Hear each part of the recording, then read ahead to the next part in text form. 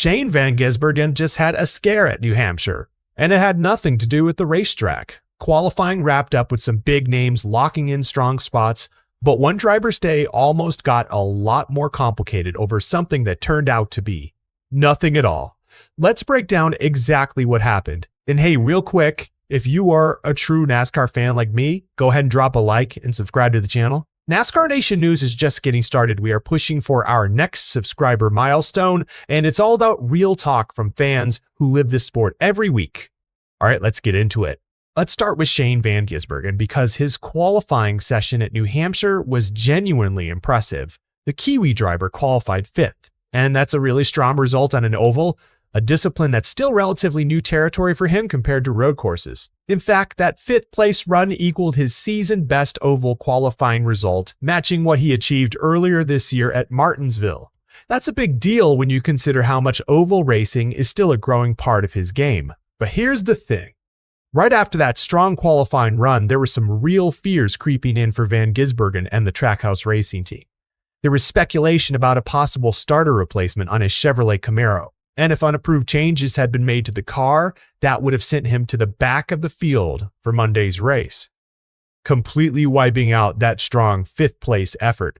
You can imagine the tension there. A great qualifying lap, and then the possibility it all gets erased because of a technical issue with the car. However, it has since been clarified that no changes were made to the Trackhouse racing car. Van Gisbergen will retain his starting spot of 5th. So after that brief scare, everything worked out exactly as it should have for him and the team. Now let's shift over to the front of the field because Tyler Reddick is starting from the pole. Reddick, driving the number 45 Toyota Camry for 23XI Racing, ran a lap of 29.45 seconds to claim the top spot.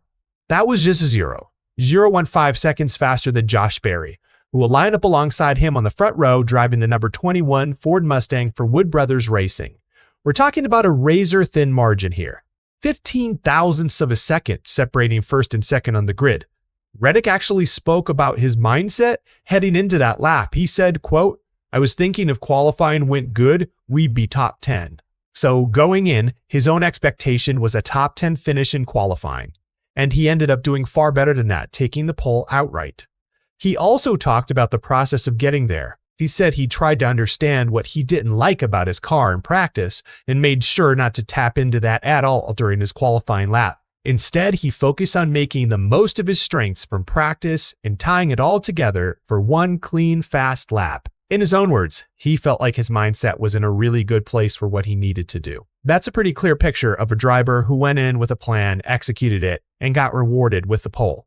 Now, let's talk about how the rest of the field is shaping up, because there's a lot of talent packed into the top rows. Row 2 will be occupied by William Byron of Hendrick Motorsports alongside Denny Hamlin, who drives for Joe Gibbs Racing. Two major names, two major teams, right behind the front row. And on row 3, van Gisbergen will be joined by his fellow Joe Gibbs Racing. Well, technically he's paired with JGR driver Christopher Bell, so van Gisbergen's strong 5th place run puts him right in that mix with one of the sport's established stars.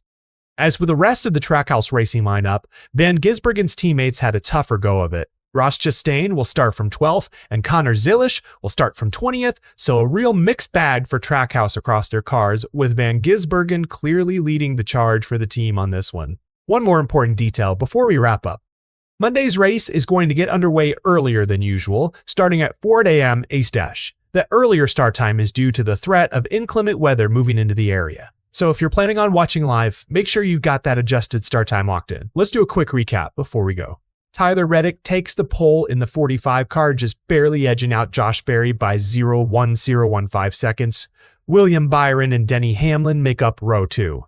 Van Gisbergen matches his season best oval qualifying with the 5th place run, and after a brief scare over potential unapproved car changes, he's confirmed to keep that spot. And the race itself moves to an earlier 4 a.m. ace to start because of weather concerns. So here's my question for you. After equaling his season best oval qualifying result, do you think Shane van Gisbergen can carry that momentum into a strong finish on Monday? Drop your thoughts down in the comments. If you enjoyed this breakdown, make sure you hit that like button, subscribe to the channel,